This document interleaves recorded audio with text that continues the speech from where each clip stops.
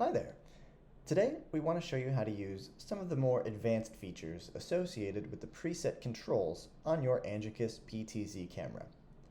Using our remote control, we have created several preset camera angles, which allows you to quickly jump between important reference points during your live stream or video recording. By default, when the camera moves between presets, it will continue to stream video as it pans, tilts, and zooms. But if we don't want to show this movement, we can instead change our controls to hold a freeze frame until the PTZ movement is over. Let's try it. First, open up the menu. Then, go to PTZ Settings. Now, go to Preset Freeze and turn this on. Great. Now exit out of the menu and let's see what happens. I'm going to click Preset 2, and while the camera is moving, it holds the final image from Preset 1 until the movement is over and Preset 2 appears. Great.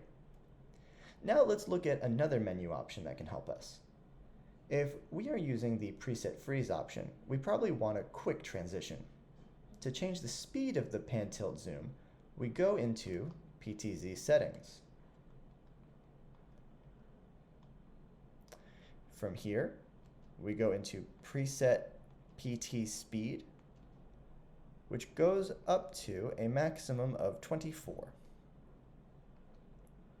We can also change the preset zoom speed, which goes up to a maximum of 7. And now let's check it. Back out of the menu, and let's go back to preset 1. Boom. See how much faster that moves? You might also want to slow down these speed settings for a number of reasons. For example, if preset freeze is off and you want to give the audience a nice, slow pan over your subject matter. Thanks for watching.